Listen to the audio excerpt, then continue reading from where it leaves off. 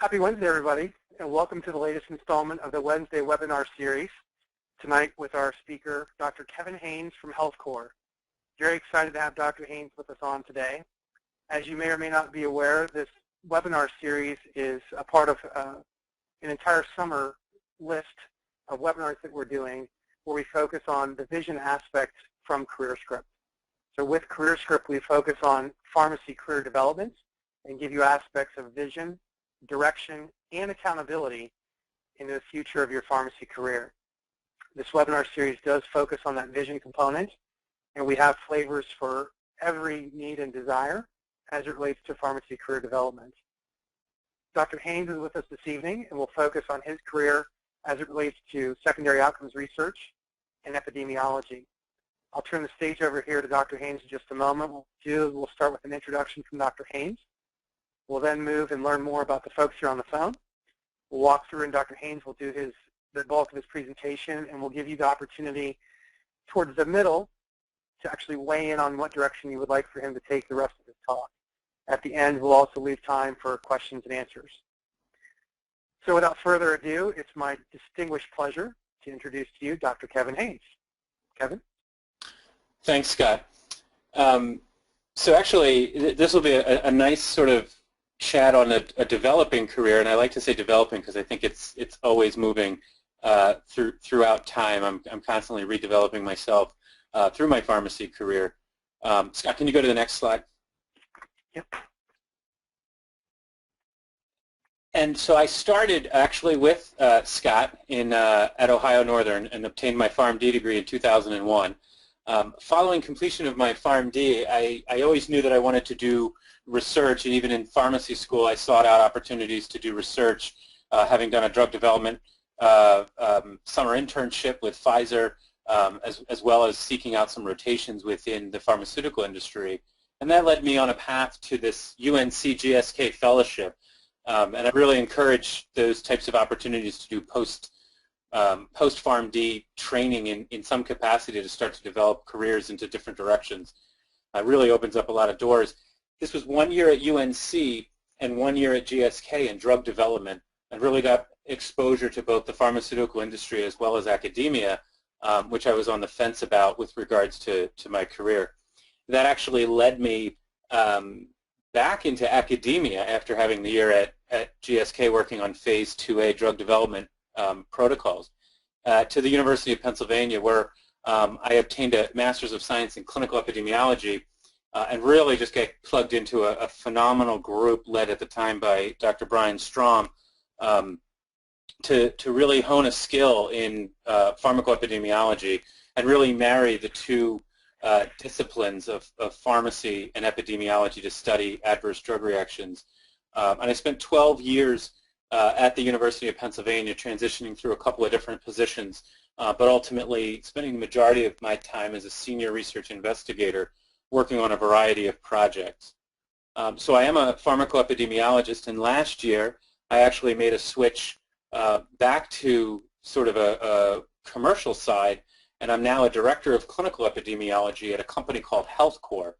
HealthCore is a wholly owned research subsidiary of Anthem. Anthem is a rather large insurance provider across the country with a presence in 14 states with various Blue Cross Blue Shield plans. And I do a lot of work with our government academic research group, given my background. And I'm a data core co-lead for what's called the Mini Sentinel project. And we'll probably dive into some of these as I sort of walk through the various transitions. But I'll take a pause here to learn a little bit more about the folks on the webinar tonight. Excellent. Thank you, Kevin. And we'll move to our first poll. So those of you here on the phone, what you'll get is a little screen that will show you our first polling question. And I will launch that first one now.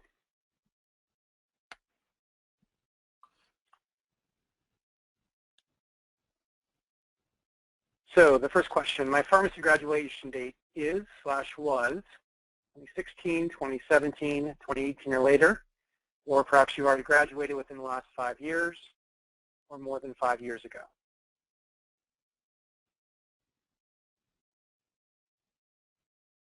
Good, and 5 more seconds. And close. So Kevin, you're looking at the overwhelming majority are 2017 and 2018 graduates. You've got one 2016 in here as well. Oh, great. All right, you're making me feel old. Active pharmacy students, right? So there's your first poll. Thank you very much. We'll move on to the second one. And the second question is, I am familiar with outcomes research and epidemiology as a career in pharmacy. They've got a Likert scale score. First answer, strongly agree, agree, neither disagree nor agree, disagree, or strongly disagree. And we'll give 10 more seconds. I'll probably give a whole lecture on the utility of the Likert scale as to whether or not you have a neutral answer. Exactly. I'm kidding. I had a researcher at Premier tell me it was the Likert scale because he actually worked with Dr. Likert. Yes. Once upon a time. All right, so we'll close out that poll. And you mostly have disagree. So I think you're looking at an audience here who's eager for more information about that aspect of career opportunity for them in general. And then the last question to get a sense of who's here on the phone.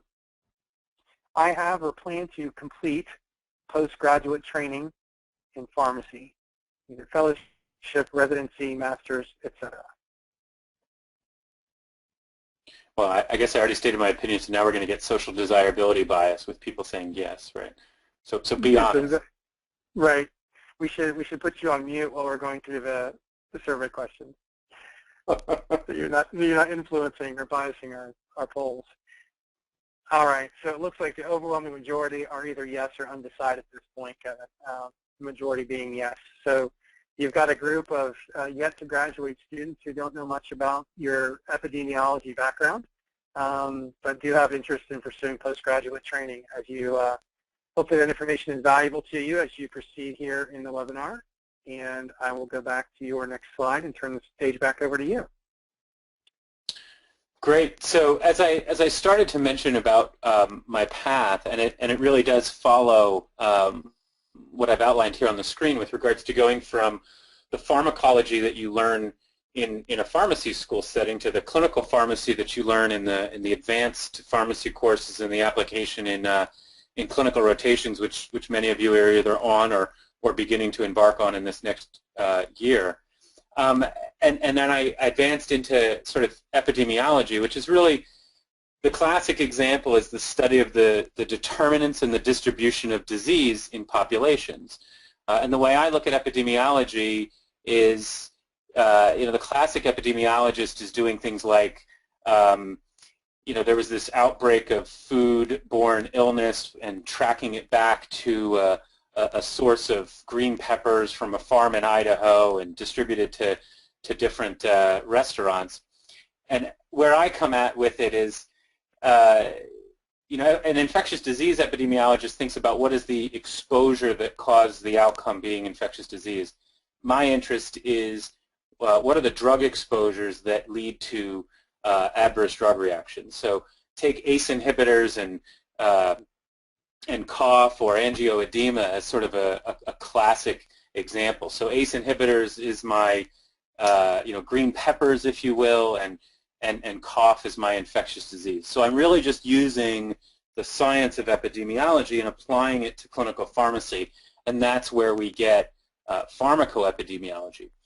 And so I've done a lot of work both in developing randomized controlled trials as part of my drug development fellowship, and progressed through into wanting sort of more and thinking, well, geez, this takes a long time to recruit patients and randomize them and take care of all the internal validity issues and whatnot. And I moved into an area where, hey, the data already exists, and that really got me into this area of how populations are exposed to medications and what outcomes they have, recognizing that now it's a non-random process, but we can tackle a lot of that with study design. So I moved into an area where the data already exists, and quite frankly, the data is existing more and more and getting more integrated on a almost daily basis. And so I've really just been applying these tools of epidemiology to assess comparative effectiveness and safety surveillance in real-world settings.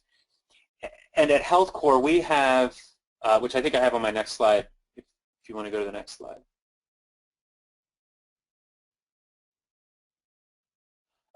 So yeah, I'll talk a couple pieces of where HealthCore fits into this and why I transitioned from academia then back over to sort of the industry side.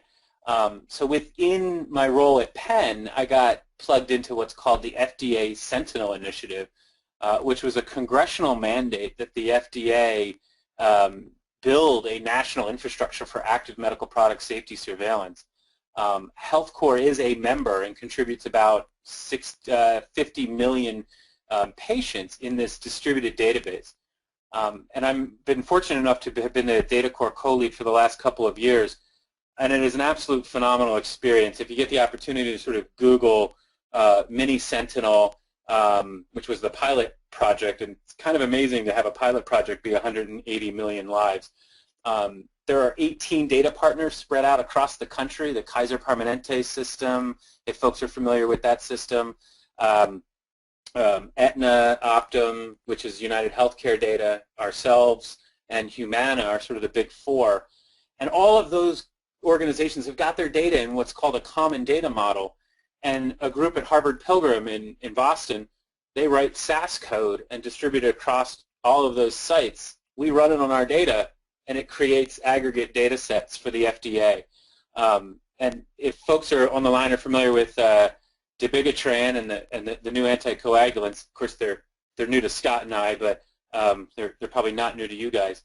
The FDA can have research questions, say in September, and they can have answers by November and New England Journal publications and warnings to patients early January. And that's sort of a true story of how fast things are starting to come out with the science of applying these epidemiologic tools to existing data sets. We at HealthCore, and one of the reasons I transitioned over to HealthCore, serve three main industries. We service the life science companies, so the pharmaceutical companies and device companies, through industry service research. We also serve government and academic research, which I just mentioned, the Mini Sentinel work. We're also working with groups like PCORI, which is a patient-centered outcomes research initiative, which is funded by the Affordable Care Act. We work with the CDC and the NIH and a whole bunch of other organizations within government and academic collaborators on really large research projects using the administrative claims environment that we have. And then our third group is payer-provider research, which does queries and questions and research back for Anthem. And just to take a step back, everything is highly collaborative. Even our work that we do with our industry service clients, and it's extremely collaborative in them bringing the science to HealthCore and needing expertise on designing observational research. We've actually just launched an initiative with PPD, which is a large contract research organization that does a lot of large pragmatic trials, which are now large randomized controlled trials in real-world settings. So everything's about the data. I spend a lot of time on data quality. And even just to back up a second, where does this data come from? I'm sure most on the phone have a insurance card in their wallet, and every time they go to either the pharmacy or the doctor's office, they're showing that insurance card. And that generates a bill. Those bills are highly audited, so hopefully the data is right. And that's the direction that we go with getting our data. So it's a very exciting time to watch the climate change with regards to the health information exchanges and all the opportunities for where more patients are getting covered, thus generating more data for us. So what's my next slide, Scott? Yeah, so this is exactly the advice that I have on pursuing a similar path. And you could almost think about choosing your career is what is the question? What is the question that I want for my career? I spend a lot of time with both our academic clients and our industry service clients on defining what is the question. And so a drug company will come to us and say we have a potential safety signal, or we need to further evaluate this product, and then we think about what is the data that's needed to address that question. We spend a lot of time assessing data quality. We do chart validation studies where we can request the medical record from the member and validate the things that we find in administrative claims. And then we apply analytic methodology. I spent a lot of time at Penn working with a database called the Health Improvement Network in the United Kingdom. The United Kingdom has a closed system. Everybody has to go through the GP for care, and it creates extremely rich data.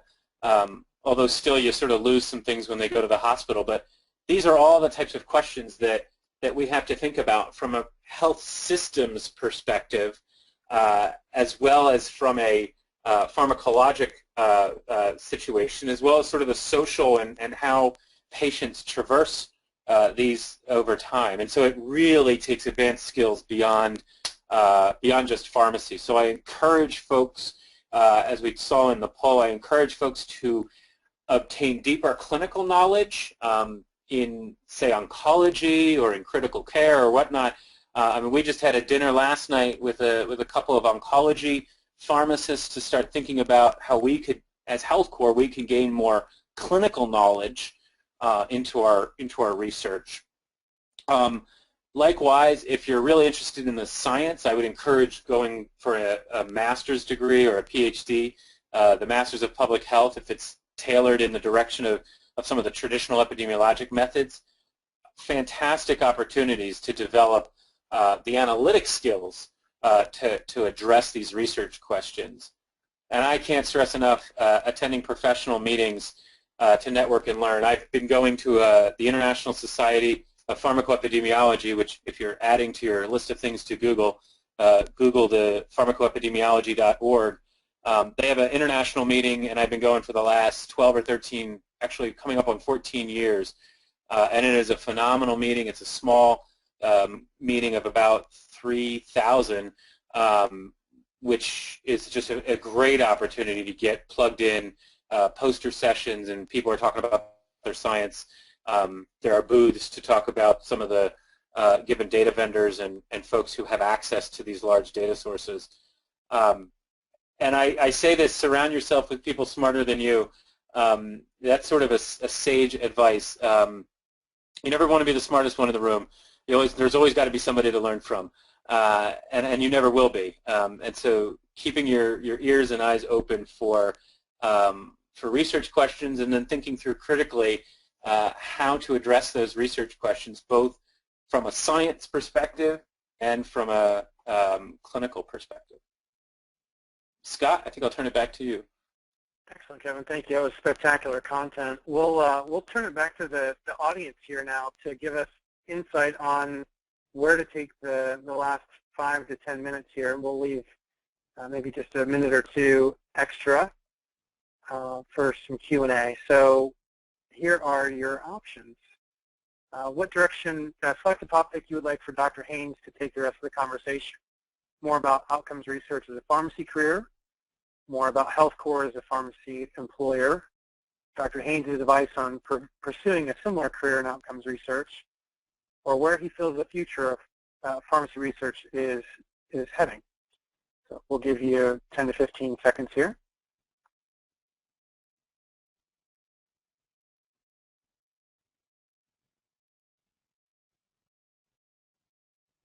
So you've got almost an even split here, Kevin. So more about outcomes research as a pharmacy career and where you feel the future of pharmacy research is heading.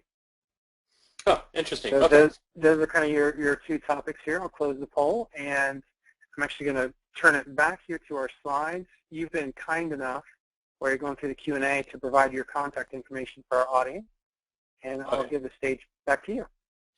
Great. Well, thanks, Scott. So more about outcomes. So there's a lot of different organizations. IS4 is another one. Pharmacovigilance would be the International Society of Pharmacovigilance and Outcomes Research is another organization that just had their meeting here in Philadelphia. And another organization is DIA, Drug Information Association. These are really large organizations that are committed to a lot of the outcomes research and can plug into a lot of the different companies that are working on outcomes research. I've often taken the stance that there's a lot of departments within colleges of pharmacy have a health outcomes group, and I always sort of challenge them on that because I'm like, well, what are the health outcomes that you're interested in? And a lot of times it's things that are adverse drug reactions, and I say, what are the things that cause those? The sort of exposures, and to me, that all wraps under the umbrella of epidemiology. Epidemiology is all about exposures and outcomes, so I like to study both exposures and outcomes to get a better picture. But that's my bias. I think that the opportunities for pharmacists engaging in research should be exploding, and I think that to the degree that folks obtain advanced clinical background or additional research background, especially as we've witnessed the full transformation over to the all-PharmD as the entry degree, to really set yourself apart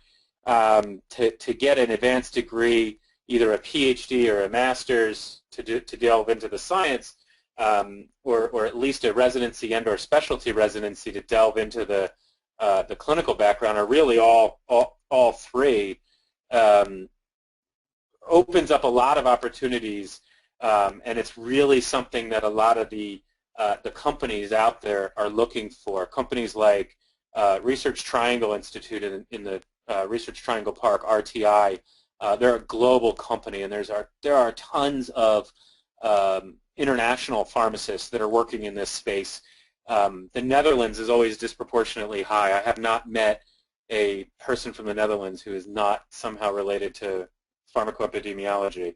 And so there is tremendous opportunities nationally and internationally in the space of outcomes research. And I think it's exploding with the opportunities for data integration. CMS just announced come September they're going to open up their data enclave, so you'll be able to pay. It's expensive, but if you're working with the right people and the right companies, you can get yourself in the door to be working with the de-identified CMS data.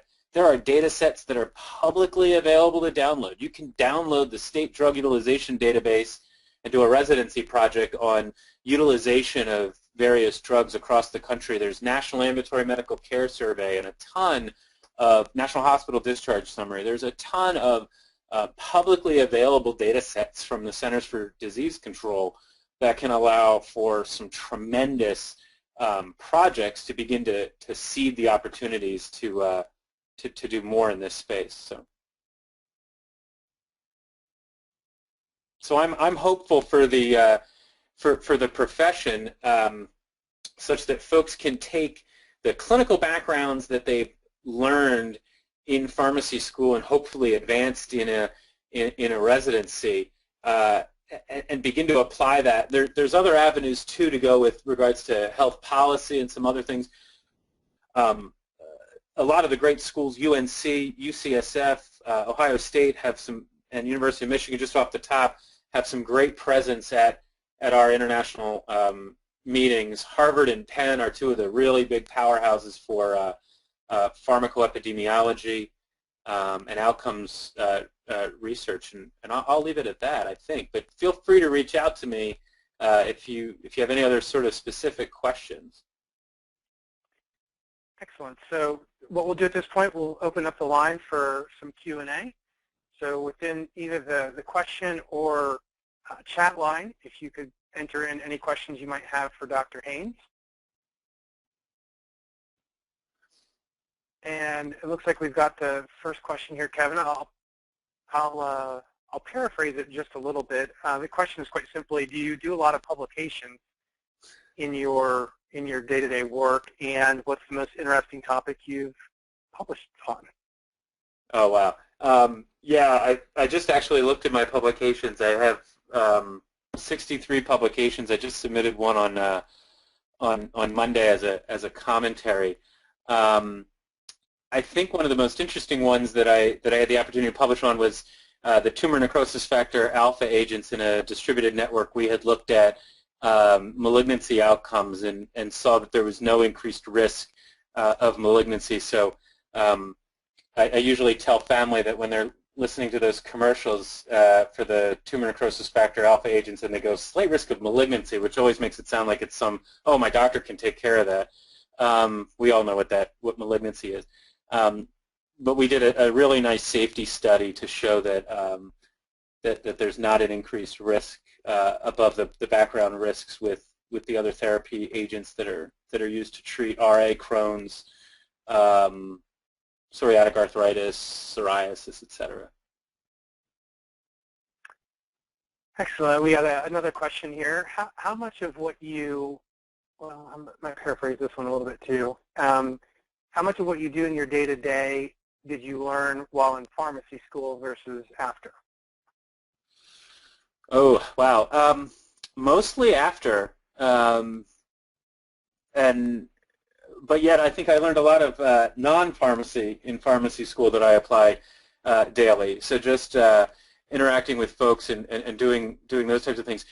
I do spend a lot of time having to gear back up on a given clinical situation. So I think it's really hard in your career to be a master of sort of all three domains of teaching and research and clinic. So I do lose some of my clinical skills and edge at a time. Through my time at Penn, I moonlighted at CVS just to keep up with some drug stuff. But you'd be surprised how some of it is just as simple as I'm still applying things like what the parts of an NDC are, because there's so many people that I educate on just some of the basics of just pharmacy practice and how data is captured for us to even do. Like, oh, well, this, inpatient claim. There is no inpatient claims for drugs. You hospital pharmacists are not running up the street to CVS to fill drugs. So when folks go to the hospital, it's sort of a black hole for us until we get the opportunity to integrate with